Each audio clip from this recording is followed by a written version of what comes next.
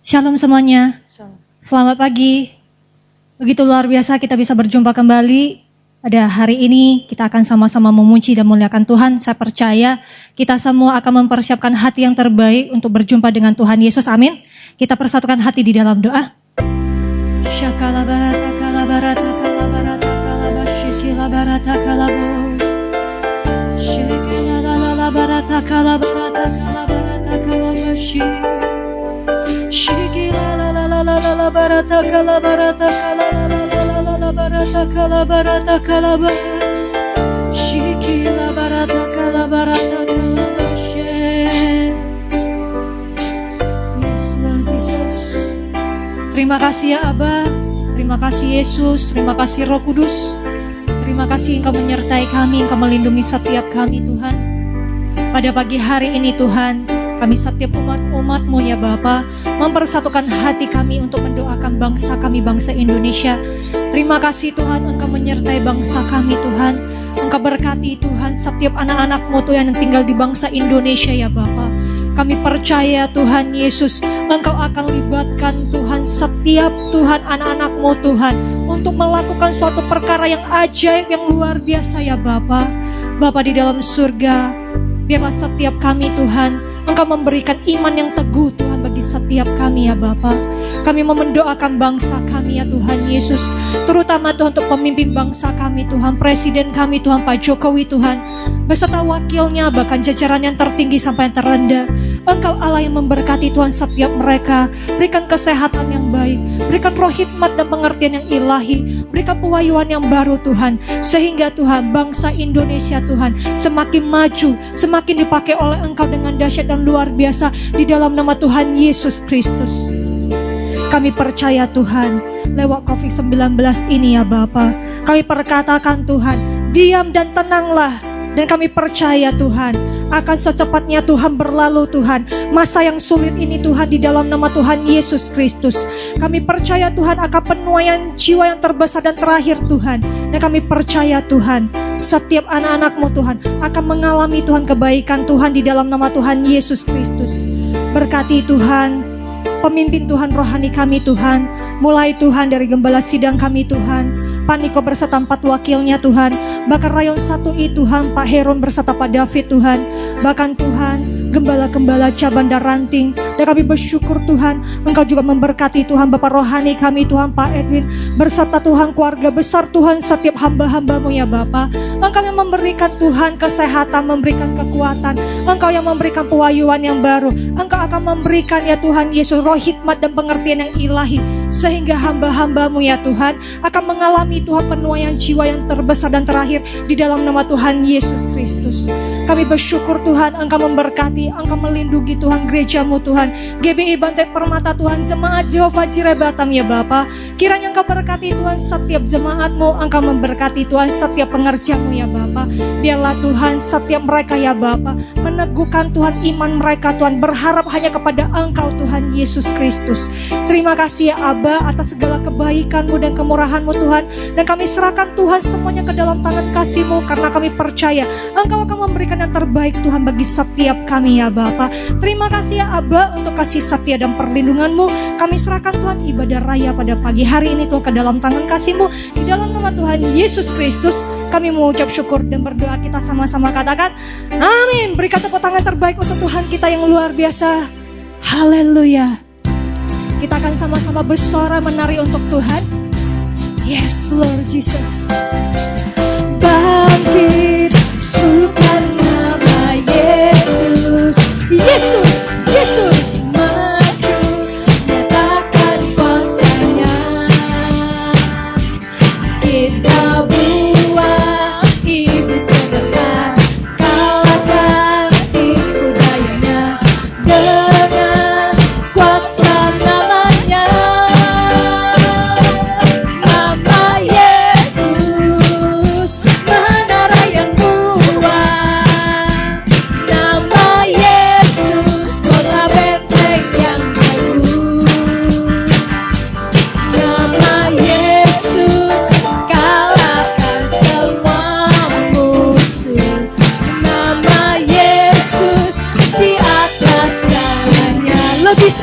bangkit. Bangkit bukan nama Yesus. Yesus, Yesus maju, nyatakan kuasanya. Kita buat Kristus, kalahkan tipu dayanya dengan kuasa namanya. Nama Yesus, menara yang kuat. Nama Yesus, kota benteng yang teguh. Nama Yesus, kalahkan semua musuh. Nama Yesus, di atas segalanya. Panggil nama Yesus. Nama Yesus, menara yang kuat. Nama Yesus, kota benteng yang teguh. Nama Yesus, kalahkan semua musuh. Nama Yesus, di atas segalanya. Nama Yesus, nama Yesus, di atas segalanya. Nama Yesus, nama Yesus, di atas segalanya. Yes, Lord. Mari kita semua umat pilihan Allah, dengarlah panggilannya untuk menggenapi firman-Nya. Sekaranglah waktunya untuk berdiri bagi bangsa ini. Mari maju umat pemenang, bukan bangkit, nyatakan kemuliaannya. Bukan bangkit, nyatakan kebesarannya. Sampai setiap lutut bertelut, semua lidah mengaku Yesus Kristus dialah Tuhan, Raja segala raja. Dialah ku kan bangkit, ku kan bangkit, nyatakan kemuliaannya. Ku kan bangkit, nyatakan kebesarannya. Sampai setiap lutut bertelut, semua lidah mengaku Yesus Kristus dialah Tuhan, Raja segala raja. Dialah Raja, dialah Raja, dialah Raja. Berikan tepuk tangan terbaik untuk Tuhan kita yang luar biasa. Haleluya. Yes, Lord Jesus. Kita akan sama-sama menyaksikan video berikut ini. Tuhan Yesus berkati.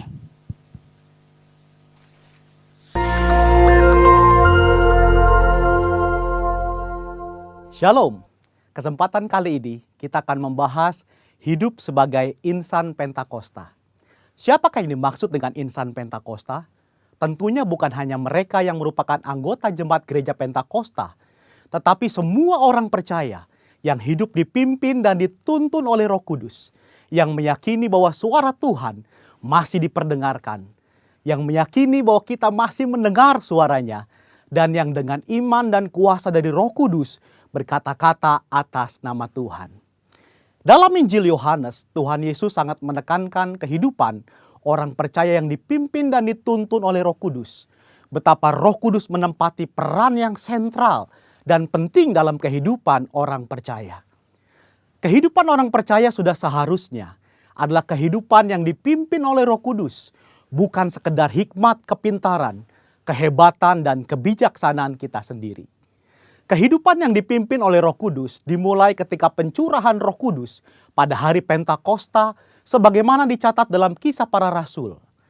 Dalam Kisah Para Rasul, Roh Kudus terlibat dalam pengambilan keputusan, menuntun, mengarahkan, dan memimpin para pemimpin jemaat dalam pekerjaan pelayanan dan penuntasan amanat agung Tuhan Yesus. Kisah para rasul belum berhenti dan terus berlanjut sampai dengan era kita sekarang ini. Roh Kudus belum berhenti bekerja sampai saat ini. Karunia-karunia roh belum berhenti. Itu sebabnya kehidupan yang dipimpin oleh Roh Kudus adalah kehidupan yang seharusnya dialami dan dijalani oleh setiap orang percaya di masa kini. Ciri khas hidup insan Pentakosta yang dipenuhi dengan Roh Kudus antara lain menjaga kekudusan hidup, hubungan yang intim dengan Tuhan, hidup dan melayani dalam mujizat dan kuasa Roh Kudus, menjadi saksi Yesus, memberitakan kabar baik. Mendengar suara Tuhan bukanlah tentang kemampuan manusia mendengar suaranya, tetapi tentang kehendak Tuhan yang ingin memperdengarkan suaranya kepada orang-orang percaya, sekalipun kita sedang dalam keadaan berdosa. Namun demikian adalah merupakan tanggung jawab kita untuk melatih kepekaan dalam mendengar suaranya. Dalam praktek hidup sehari-hari insan Pentakosta, memperkatakan firman Tuhan merupakan sesuatu yang lumrah, sebagaimana diajarkan dalam firman Tuhan Yosua 1 ayat 8. Misalnya dalam keadaan sakit, mereka memperkatakan dengan penuh iman 1 Petrus 2 ayat 24, oleh bilur-bilurnya kamu telah sembuh.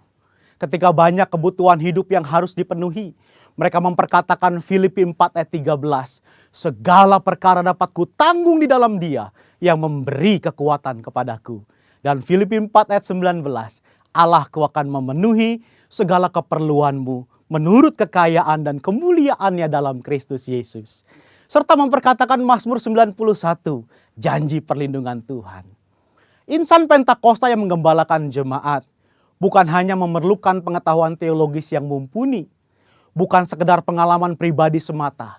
Lebih dari itu adalah kepekaan mendengar suara Tuhan. Gembala jemaat harus memiliki keintiman dengan Tuhan, sebab dengan begitu mereka mendapatkan tuntunan Tuhan bagi umat yang digembalakan. Pesan khusus yang diterima dari Tuhan sebagai tuntunan bagi jemaat tentu harus diperkatakan dan disampaikan berulang-ulang sampai jemaat dengan urapan Roh Kudus dapat menangkap, memahami, serta melakukan apa yang menjadi tuntunan Tuhan tersebut. Robert Menzies dalam bukunya menyatakan, sama seperti Tuhan Yesus diurapi untuk memenuhi tugas kenabiannya, demikian juga murid-murid yang dibaptis Roh Kudus telah diurapi sebagai nabi-nabi akhir zaman untuk menyatakan firman Allah. Gereja di zaman akhir yang telah dibaptis Roh Kudus adalah komunitas para nabi. Apakah seperti nabi zaman Perjanjian Lama? Tentu tidak. Yang dimaksudkan adalah para nabi yang terpanggil untuk membawa pesan keselamatan sampai ke ujung bumi.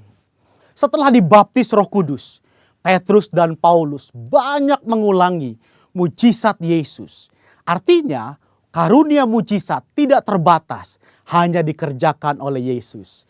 Seperti yang dinyatakan oleh Craig Kinner, Petrus dan Paulus sedang melakukan pekerjaan Yesus dengan cara membuka jalan dan memberi contoh bagi gereja di masa yang akan datang. Insan Pentakosta percaya bahwa baptisan Roh Kudus adalah berkat yang kedua alias second blessing yang diterima oleh orang percaya setelah kelahiran baru. Dari sinilah gaya hidup insan Pentakosta berawal. Saudaraku dikasihi Tuhan, kita harus bangga hidup sebagai insan Pentakosta. Tuhan Yesus memberkati.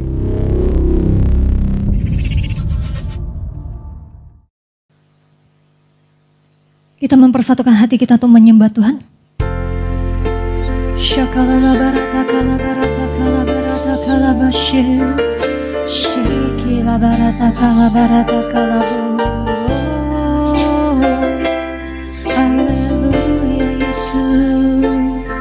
Menghidupi kami Tuhan dengan hadirat-Mu. Haleluya. Shakala barata kalala barata kalabashe. Engkau dahsyat Tuhan. Haleluya.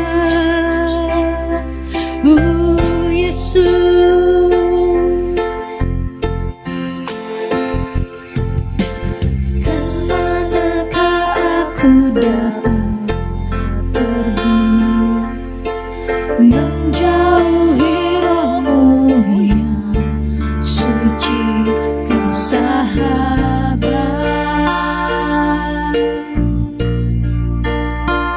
dan kau dekat.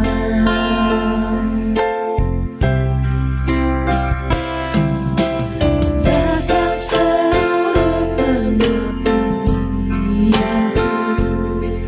tak bisa membalas kesetiaanmu, sungguh mulia dan berharga.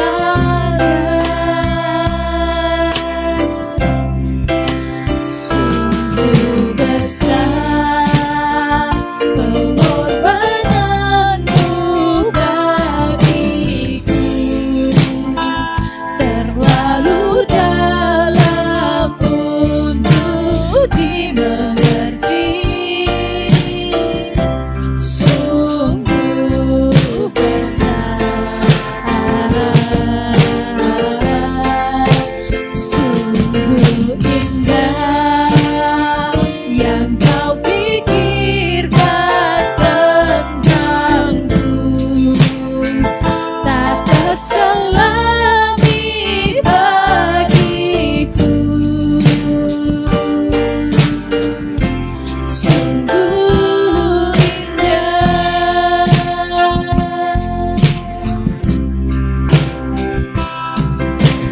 Kemanakah aku dapat pergi menjauhi rohmu yang suci, kau sahabat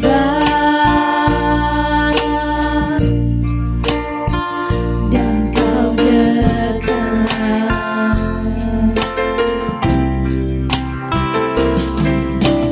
Bahkan seluruh pengabdianku tak bisa membalas kesetiaanmu, sungguh mulia dan berharga. Sungguh besar pengorbananmu bagiku, terlalu dalam untuk dimengerti. Sungguh besar, sungguh indah yang kau pikirkan tentangku, tak terselami bagiku. Sungguh indah, sungguh besar, sungguh besar pengorbananmu bagiku, terlalu dalam untuk dimengerti. Sungguh besar, sungguh indah yang kau pikirkan tentangku, tak terselami bagiku. Sungguh indah. Kita sama-sama menyembah Tuhan. Shikilalalalala baratakala baratakala.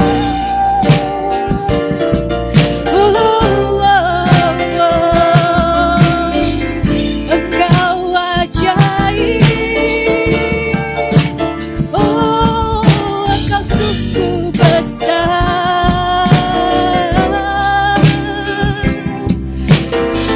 Shikilalalalala baratakala baratakala bashe.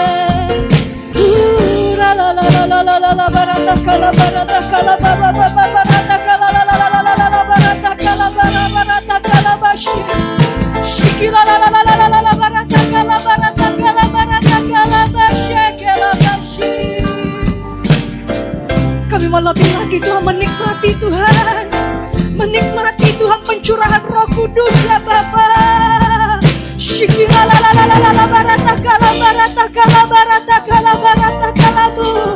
Lingkupi kami Roh Kudus.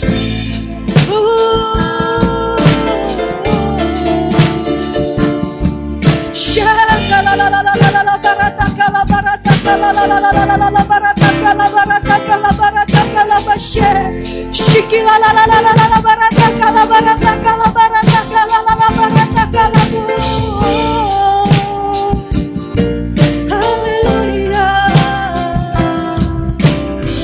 Kami bersyukur kepadamu, oh Yesus, Yesus.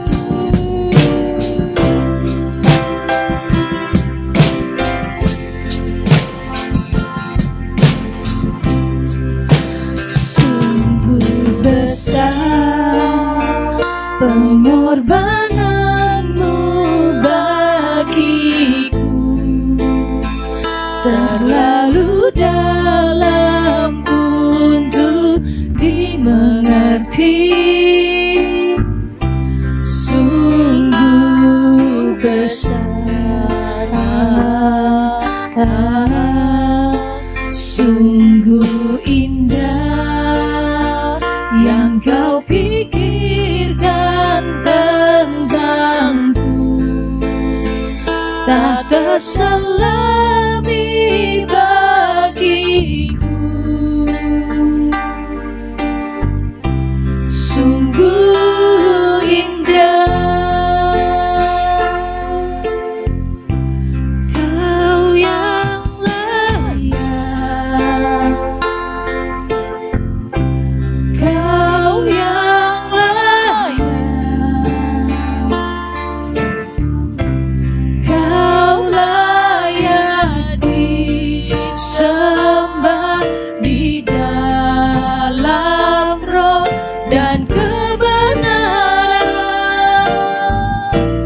Kau yang layak, oh, Kau yang layak,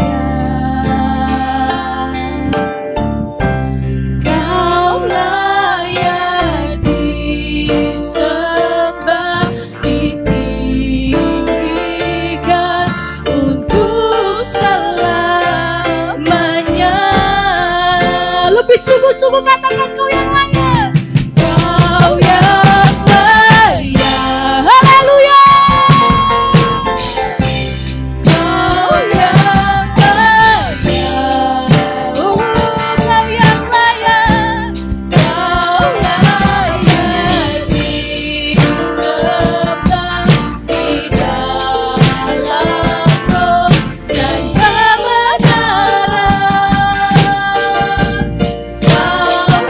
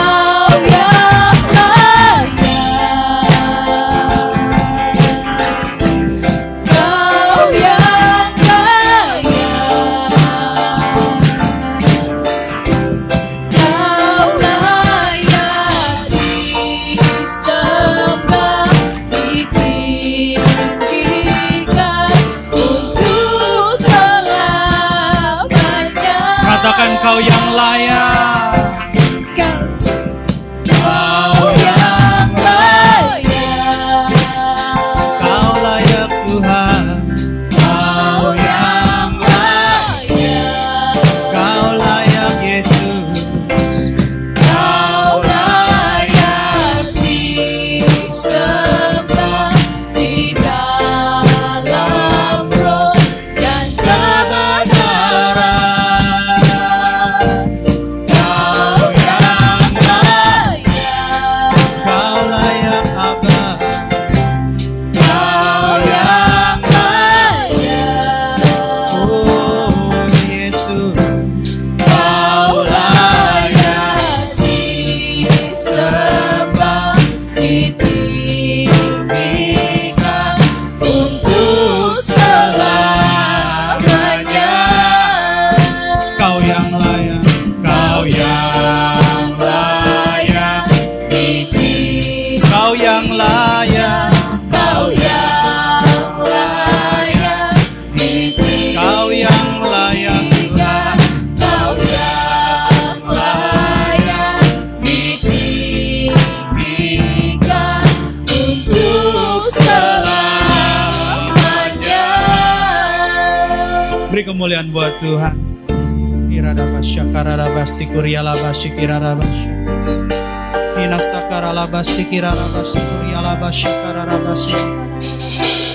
Karalabasti kirarabasyande, haleluya. Surialabasti kirarabasti kirarabosa, haleluya.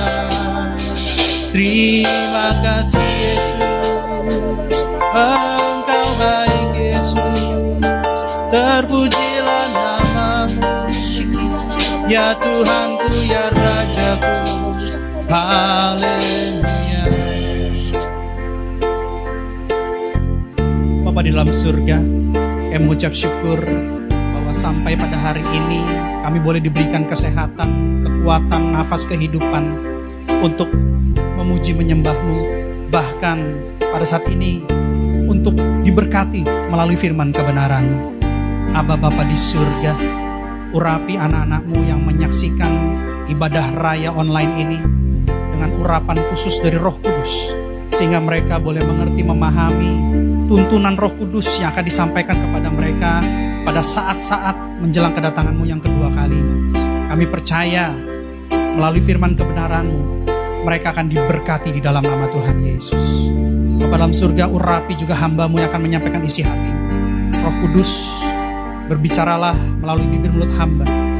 Berikan kuasa perkataan sorgawi, sehingga pada saat firman diberitakan, firman dinyatakan, ada pembaharuan yang terjadi secara total buat anak-anak-Mu di dalam nama Tuhan Yesus.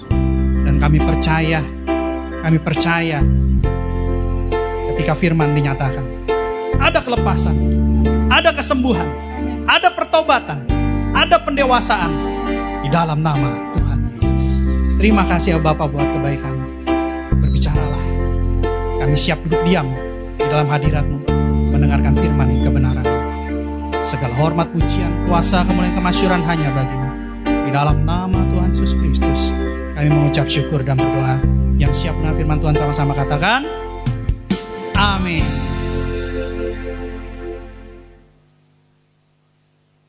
Ya, pemusik boleh kembali ke tempatnya masing-masing. Shalom semuanya. Saya percaya kabar kita selalu luar biasa di dalam Yesus. Yang setuju katakan amin. Puji Tuhan. Hari ini saya begitu bersemangat membawakan firman Tuhan yang bagi saya adalah teka-teki teologi ya. Tapi saya percaya di masa kebangkitan Tuhan Yesus ini, firman ini akan sangat-sangat memberkati kita. Yang mengerti katakan, amin. Puji Tuhan. Kebangkitan Tuhan Yesus tidak sama dengan berita-berita kebangkitan di televisi atau di media. Terkadang kita dikejutkan oleh berita bahwa ada istilah kebangkitan orang mati yang dikenal dengan mati suri. Tapi berbeda dengan kebangkitan Tuhan Yesus. Kalau kebangkitan yang diberitakan media massa, bahwa seseorang bangkit dari kematian, atau dikenal dengan mati suri, tapi setelah itu orang tersebut akan tetap pada akhirnya mengalami kematian untuk selama-lamanya di dunia ini. Sedangkan kejadian kebangkitan Tuhan Yesus 2000 tahun yang lalu itu berbeda. Sangat-sangat berbeda. Banyak daripada orang percaya yang masih belum dewasa tidak mengerti makna sesungguhnya dari kebangkitan Tuhan Yesus itu sendiri. Kita akan kupas dari tulisan rasul-rasul pada saat 2000 tahun yang lalu tentang kebangkitan Tuhan Yesus yang disaksikan langsung oleh mereka. Jadi hari ini kita akan belajar lebih lagi tentang makna kebangkitan Tuhan Yesus. Itulah tema khotbah kita, makna kebangkitan Tuhan Yesus. Kita akan mulai dari 1 Korintus 15 ayat 3. 1 Korintus 15 ayat 3. Rasul Paulus dalam tulisannya untuk jemaat di Korintus, dia menuliskan seperti ini.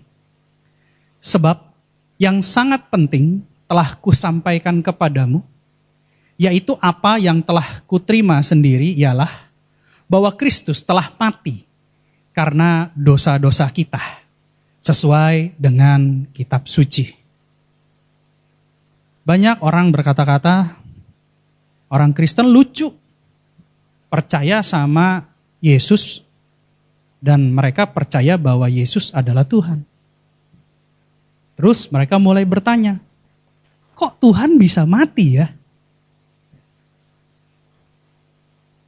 Memang untuk mengerti pewahyuan-pewahyuan yang tersembunyi, kandungan-kandungan tulisan-tulisan daripada Alkitab, membutuhkan Roh Kudus, membutuhkan kerendahan hati untuk belajar.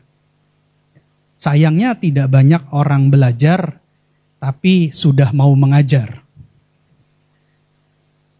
Yesus mati dalam kemanusiaannya,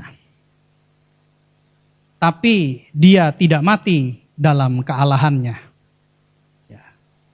Karena kita tahu bahwa Yesus adalah manusia Kristus.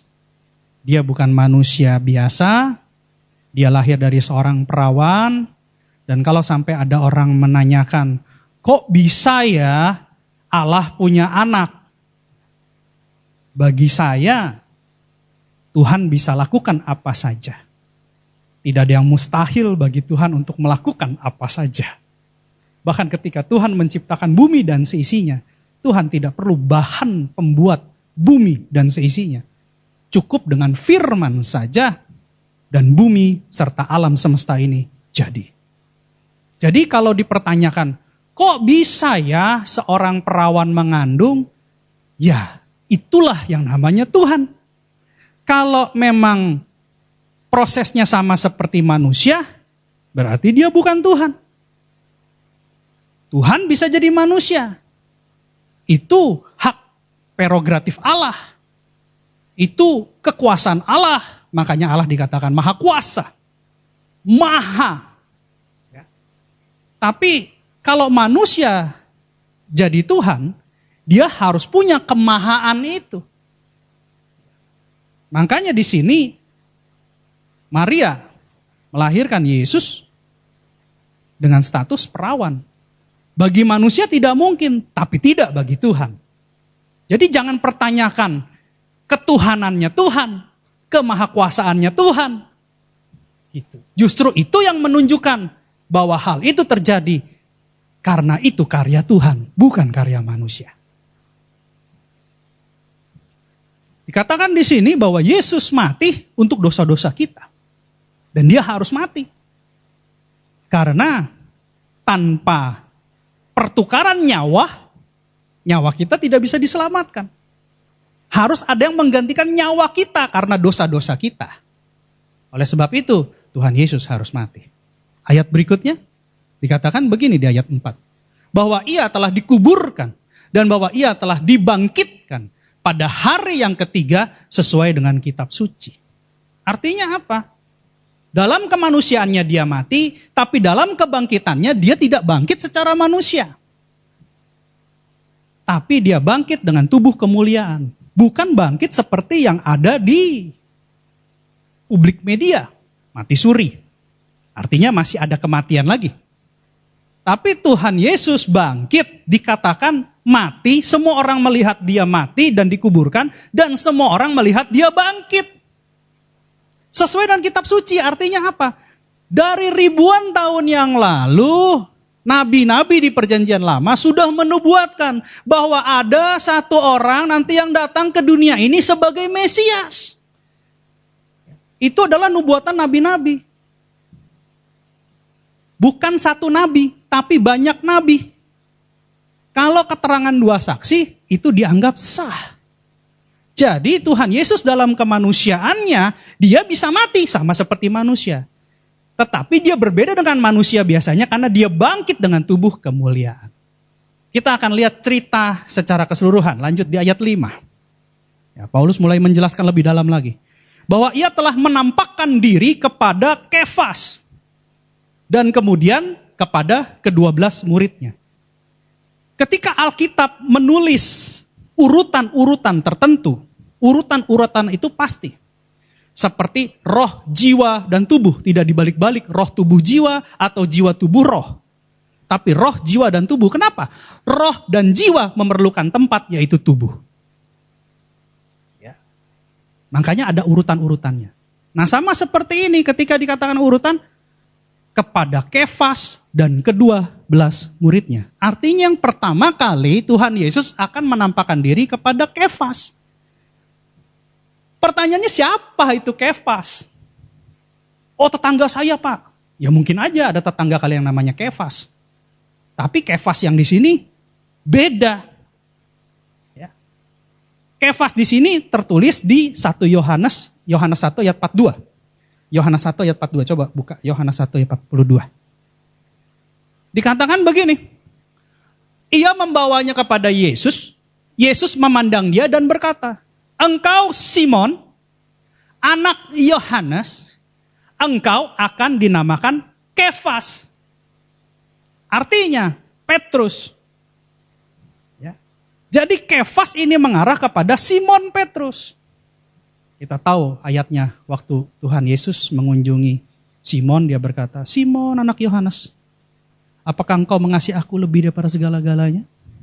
Itu khotbah yang sebelumnya. Jadi Kefas di sini menunjukkan kepada pribadi Simon Petrus. Dan ditulis oleh Paulus. Paulus adalah murid daripada Gamaliel. Paulus murid yang cerdas, gurunya saja cerdas. Kalau sampai dia menulis kitab untuk orang Korintus menempatkan bahwa Petrus yang pertama, Kefas yang pertama, setelah itu ke-12 muridnya, berarti dia sudah menyelidiki Alkitab. Dia sudah menyelidiki tulisan-tulisan kitab-kitab Nabi terdahulu, bahkan kejadian yang sesungguhnya dari banyak sumber. Kita akan buktikan apakah tulisan Paulus ini bisa dipertanggungjawabkan. Kita coba lihat dari kejadian sesungguhnya di Yohanes 20 ayat 1. Kita coba melihat tulisan Yohanes. Ya. Pada hari pertama minggu itu, pagi-pagi benar, ketika hari masih gelap, pergilah Maria Magdalena ke kubur itu, dan ia melihat bahwa batu telah diambil dari kubur.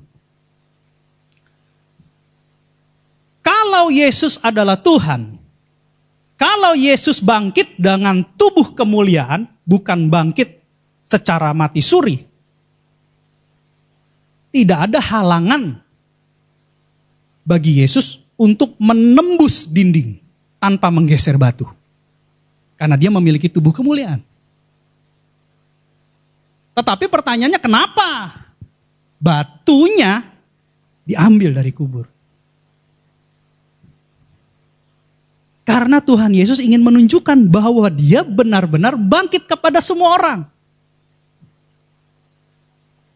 Tapi bukan halangan bagi dia untuk keluar menembus gua itu. Dia bisa keluar tanpa perlu menggeser batu. Tapi batu itu dibuka, batu itu diizinkan terbuka. Supaya semua orang melihat, semua murid-muridnya melihat. Kenapa? Karena sampai saat ini banyak para murid melihat baru percaya. Makanya Tuhannya orang Kristen gak terlihat. Lalu orang mulai bertanya-tanya kan, waduh mana Tuhan orang Kristen? Tuhan kasih lihat, ini loh kebangkitan. Itulah kedegilan hati manusia. Melihat dulu baru percaya. Kita lanjut ke ayat selanjutnya, ayat 2. Ia berlari-lari mendapatkan Simon Petrus dan murid yang lain yang dikasihi Yesus. Jadi Maria Magdalena ketika melihat batu yang besar itu terbuka, dia lalu lari kembali ke tempatnya dan memberitakan kepada Simon Petrus dan murid yang lain yang dikasihi. Murid yang lain yang dikasihi adalah penulis kitab ini, yaitu Yohanes. Yohanes adalah murid yang paling dikasihi Yesus. Ya, jadi ada 2. Ada Simon Petrus yang disebut Kefas dan juga Yohanes. Lalu Maria Magdalena berkata kepada mereka, Tuhan telah diambil orang dari kuburnya dan kami tidak tahu di mana ia diletakkan. Pada saat itu, murid-murid Yesus tidak mengerti tentang kebangkitan Tuhan Yesus. Mereka tidak mengerti. Padahal mereka selalu bersama-sama dengan Yesus, tapi mereka tidak mengerti bahwa Yesus itu akan bangkit. Di pikiran mereka, mayat Yesus dicuri orang, dipindahkan sama orang. Itu. Ya. Logika. Banyak juga orang percaya sekarang tidak mengerti tentang makna kebangkitan Tuhan Yesus. Mereka tahu, oh Tuhan Yesus bangkit, oh Tuhannya orang Kristen bangkit loh. Tapi mereka tidak mengerti makna sesungguhnya. Makanya hari ini kita akan belajar lebih dalam lagi. Ada beberapa tipe orang percaya yang melihat kebangkitan Yesus dalam kehidupan nyata sekarang ini. Lanjut, ayat 3. Maka berangkatlah Petrus dan murid yang lain itu ke kubur. Jadi Petrus dan Yohanes berangkat. Bagaimana dengan caranya dia berangkat? Dia menuju ke gua itu. Kita lihat ayat selanjutnya. Ayat 4. Keduanya berlari bersama-sama. Pertanyaannya adalah kenapa mereka tidak berjalan? Kenapa mereka berlari? Tandanya bahwa mereka berlomba terlebih dahulu untuk melihat apa yang sesungguhnya terjadi. 1 Korintus 9 ayat 24 mengatakan begini. 1 Korintus 9 ayat 24. Tidak tahukah kamu bahwa dalam gelanggang pertandingan semua peserta turut berlari? Tetapi bahwa hanya satu orang saja yang mendapat hadiah? Karena itu larilah begitu rupa sehingga kamu memperolehnya. Ayat 25. Tiap-tiap orang yang turut mengambil bagian dalam pertandingan menguasai dirinya dalam segala hal. Mereka berbuat demikian untuk memperoleh suatu mahkota yang fana. Tetapi kita untuk memperoleh sesuatu mahkota yang abadi. Petrus dan Yohanes ketika mendengar berita dari Maria Magdalena, mereka berlari untuk melihat kejadian sesungguhnya. Dan itu menggambarkan sebuah pertandingan yang terjadi belakangan ini. Banyak anak-anak Tuhan di saat COVID-19, mereka bukan berlari, tapi mereka mulai mengantuk dan tertidur. Mereka tidak berlari-lari dalam pertandingan, mempertahankan iman, melakukan pekerjaan Tuhan yang lebih besar lagi. Tapi mereka lebih suka berdiam dan tenang.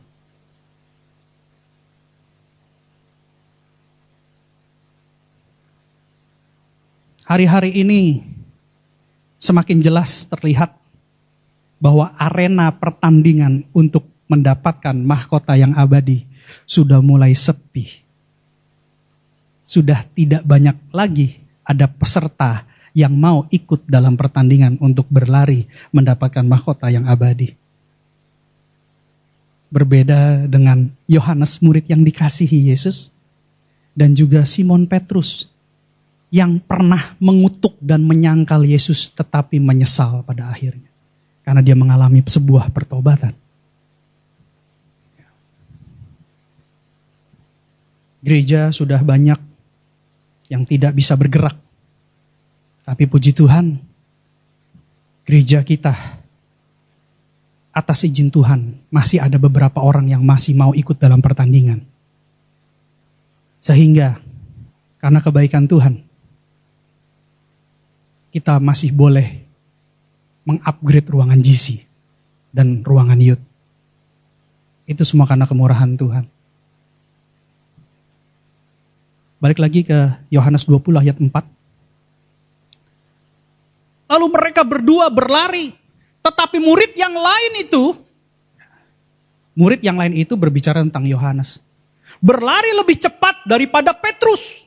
Karena hanya ada 2 orang yang berlari. Sehingga lebih dahulu sampai dikubur. Yohanes larinya lebih cepat bukan karena umurnya lebih muda. Tetapi karena Yohanes tidak memiliki beban. Petrus pada saat itu mempunyai rasa bersalah yang sangat dalam kepada Yesus. Dia menyangkal 3 kali, dia mengutuk, dan akhirnya dia menyesal.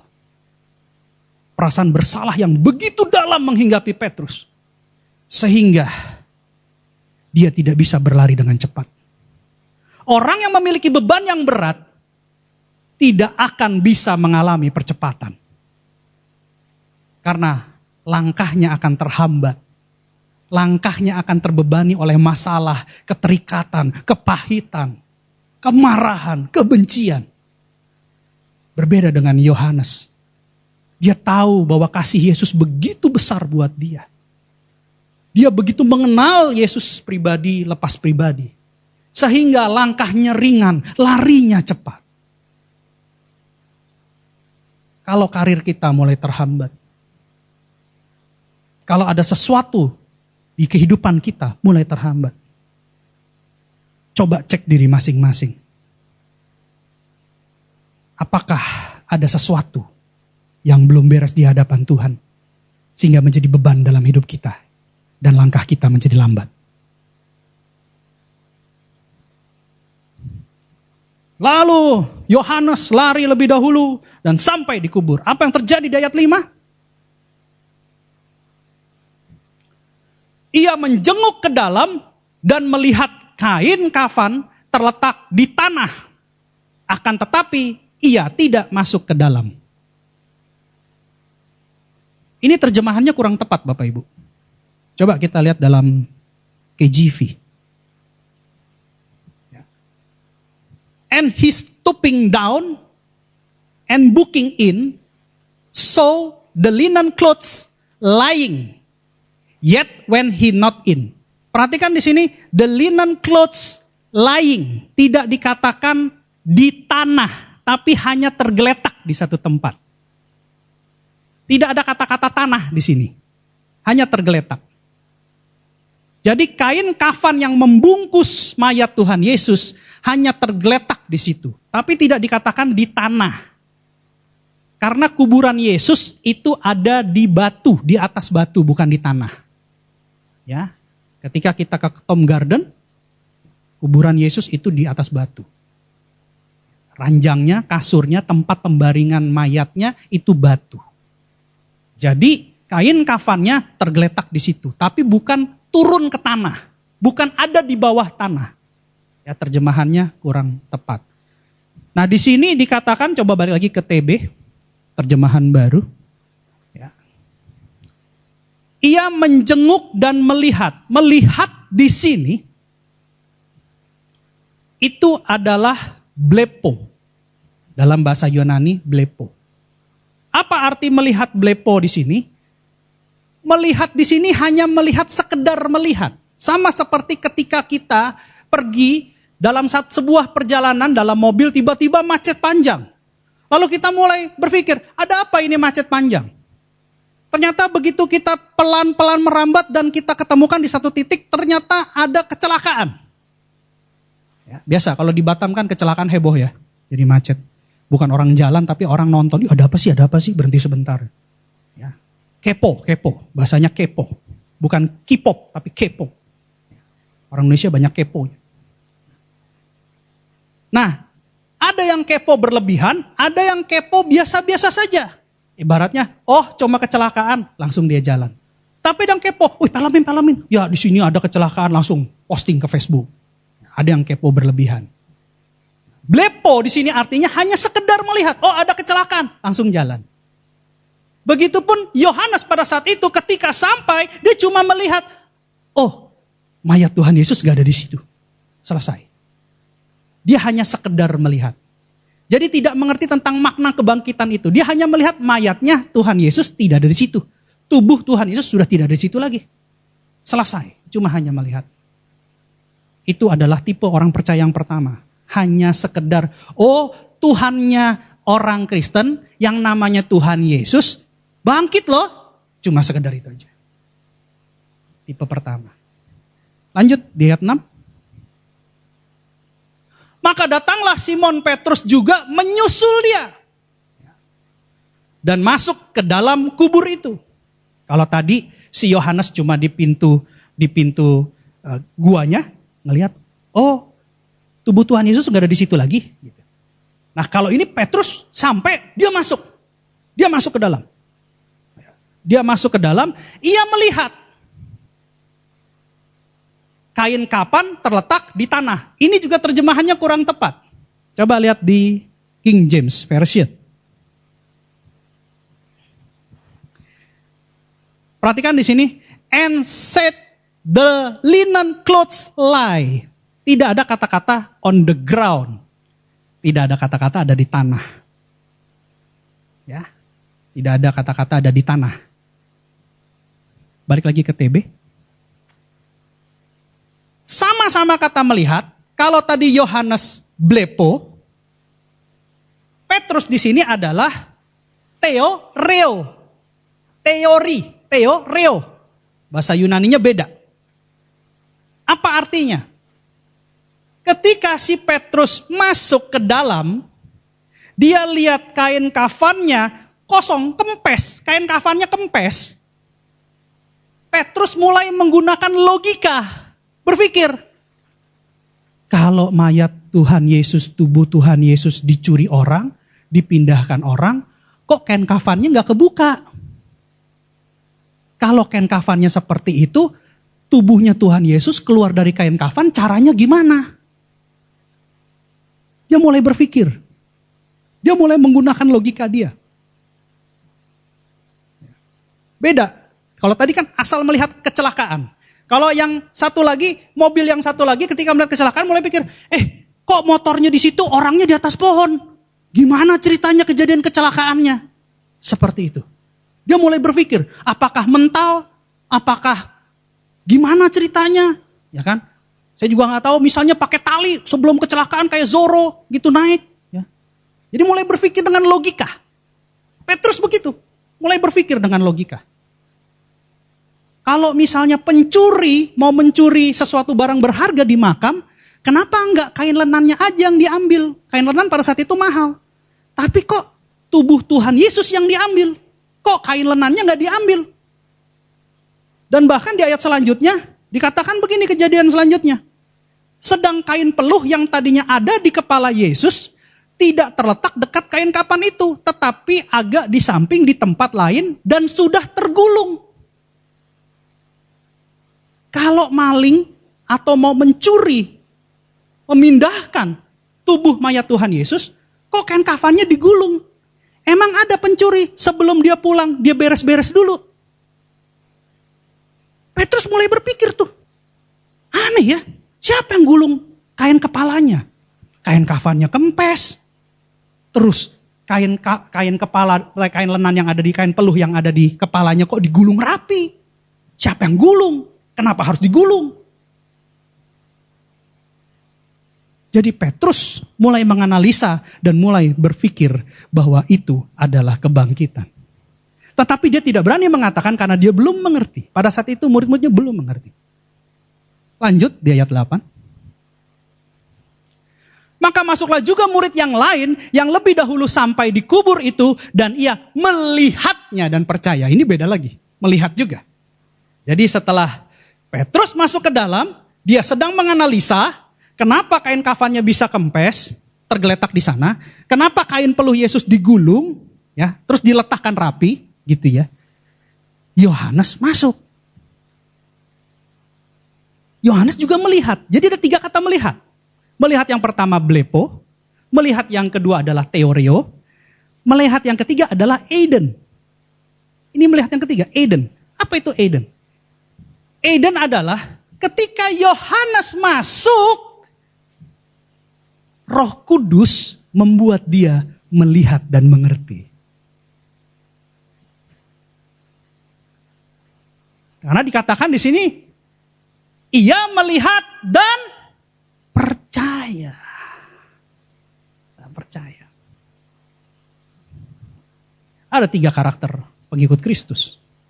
Melihat makna kebangkitan Tuhan Yesus. Yang pertama sekedar melihat, blepo. Yang kedua melihat dengan logika, percaya, tapi melihat dengan logika. Yang satu lagi tidak dengan logika, tapi dengan bantuan Roh Kudus dan juga akhirnya percaya. Kalau kita percaya bahwa Tuhan Yesus bangkit, kita percaya bahwa Tuhan Yesus hidup, kita percaya bahwa Tuhan Yesus ada selalu dengan kita. Saya percaya kita akan selalu berikan yang terbaik buat Tuhan.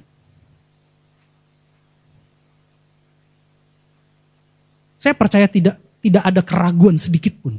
Pak, kok orang yang gak percaya sama Tuhan diberkati ya? Tapi kok orang-orang yang percaya sama Tuhan, dia kok kantongnya kembang kempis ya Pak? Kayak detak jantungnya kembang kempis.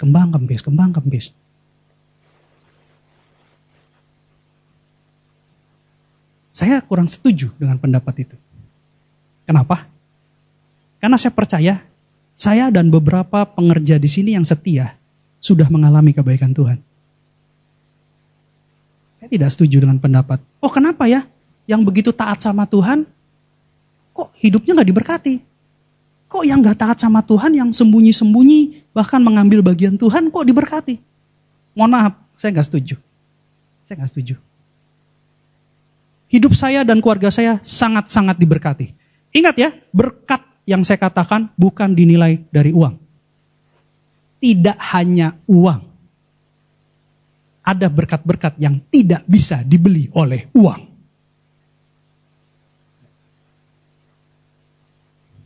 Saya sangat diberkati. Di saat orang-orang sembunyi di rumah,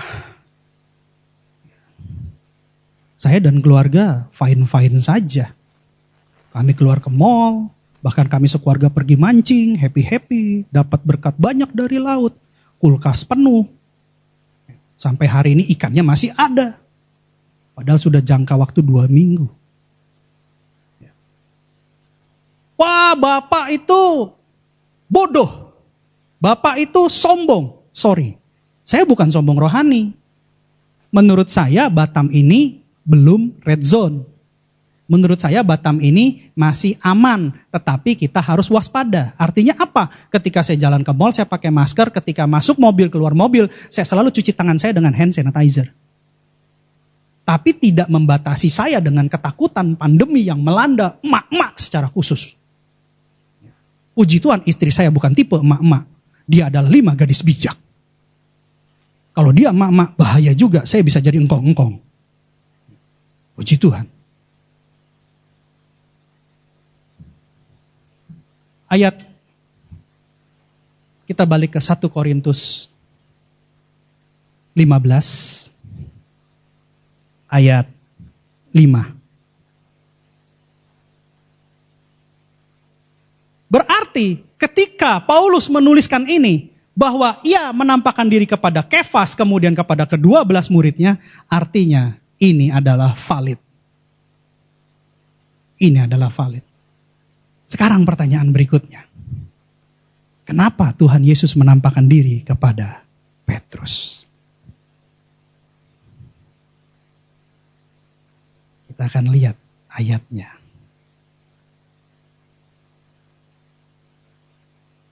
Matius 16 ayat 18. Matius 16 ayat 18. Dan aku pun berkata kepadamu, engkau adalah Petrus, dan di atas batu karang ini aku akan mendirikan jemaatku, dan alam maut tidak akan menguasainya. Petrus adalah lambang daripada gereja. Gereja adalah sekumpulan orang percaya yang memuji dan menyembah Tuhan Yesus. Gereja adalah kita. Tuhan Yesus menampakkan diri pertama kali kepada Petrus.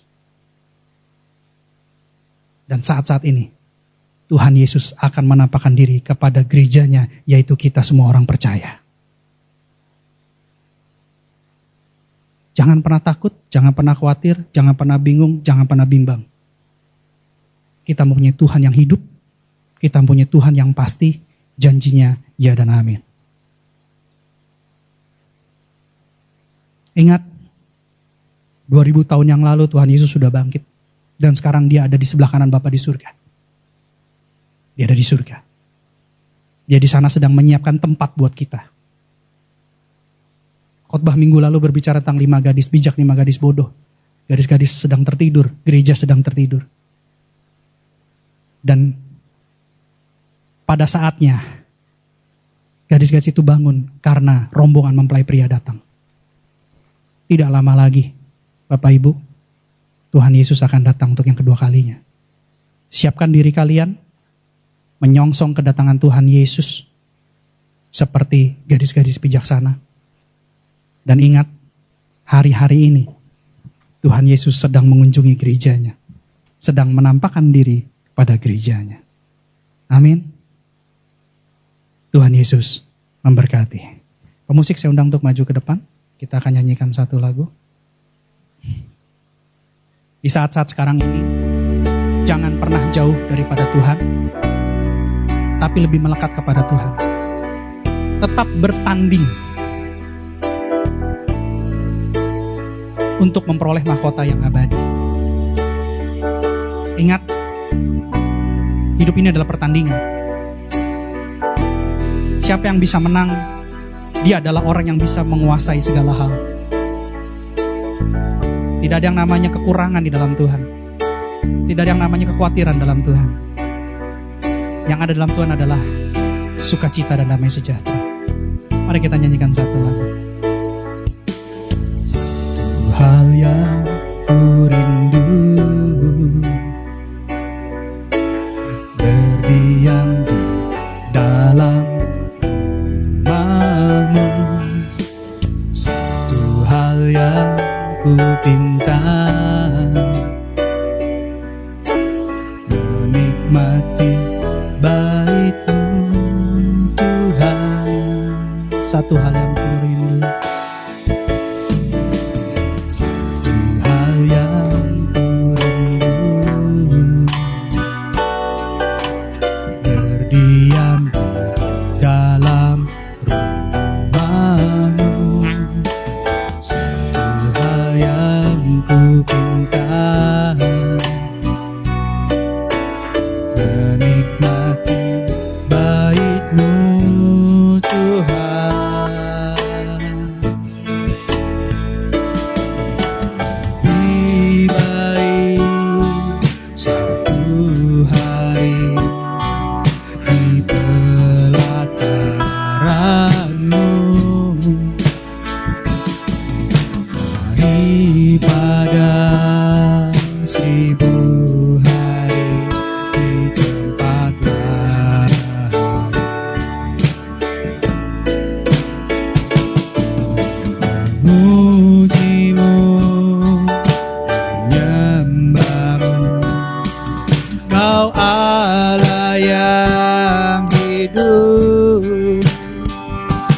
dan menikmati semua kemurahan-Mu.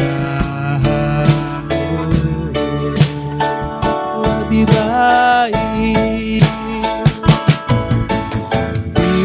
baik satu hari di pelataran-Mu daripada 1000 hari di tempat lain.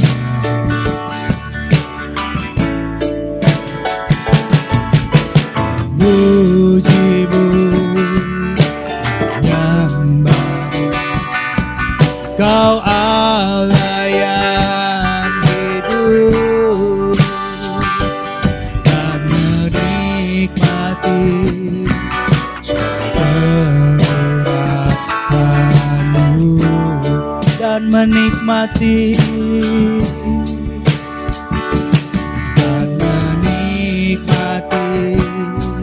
semua kemurahan-Mu dan menikmati semua kemurahan-Mu. Yaralabasya kararabasti kirarabasyande. Haleluya. Uriararabasti kiramasyema. Terarabasti kiramasyandos. Kanamaste kirararabaste kiraramosa. Haleluya. Terima kasih. Terima kasih. Kami bersyukur buat firman-Mu tentang makna kebangkitan Tuhan Yesus. Izinkan anak-anak-Mu melihat dengan bantuan Roh Kudus tentang kebangkitan Tuhan Yesus yang sesungguhnya. Jangan hanya mereka mendengar firman, mengerti firman, tetapi mereka tidak tahu arti makna kebangkitan Tuhan Yesus yang sesungguhnya. Bahwa Tuhan Yesus yang kita sembah adalah Tuhan yang hidup. Tuhan yang bukan hanya melihat keseharian kita, tapi Tuhan yang bisa menyelidiki isi hati kita yang terdalam. Motivasi hati kita, benar atau salah, itu terbuka di hadapan Tuhan. Bapa dalam surga, kiranya Engkau berkati anak-anak-Mu, sehingga melalui bantuan Roh Kudus, pintu dibuka untuk mereka boleh melihat pewahyuan yang sebesar-besarnya mengenai kebangkitan Tuhan Yesus yang hidup. Sehingga pola pikir mereka, tingkah laku mereka, perkataan mereka, perbuatan mereka tidak sia-sia lagi. Tapi semuanya diperbaharui untuk serupa segambar dengan Yesus di dalam nama Tuhan Yesus. Ajarkan mereka, Abah, buat mereka mengerti. Selagi ada waktu sebelum kedatangan-Mu yang kedua kali, buat mereka menjalani firman kebenaran, menjadi pelaku firman, terus bertanding, berlari untuk memperoleh mahkota yang abadi. Berkati mereka, berikan kekuatan. Jangan biarkan mereka berbicara omong kosong. Jangan hanya berkata-kata tentang firman tapi bukan pelaku firman. Tapi Engkau yang perbaharui setiap dari anak-anak-Mu untuk menjadi gadis bijak yang memiliki hikmat ilahi, untuk memiliki minyak cadangan di buli-buli di dalam nama Tuhan Yesus.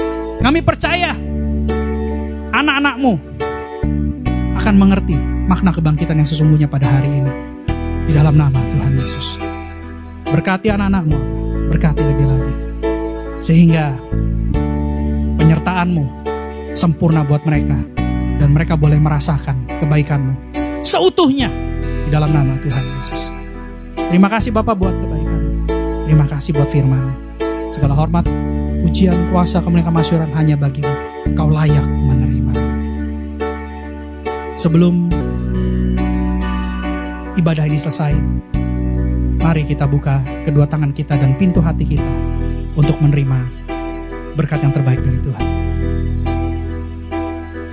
Kekasih-kekasih Kristus, sama seperti engkau membuka kedua tanganmu dan pintu hatimu di hadapan Tuhan, pintu surga saat ini juga terbuka di hadapanmu. Terimalah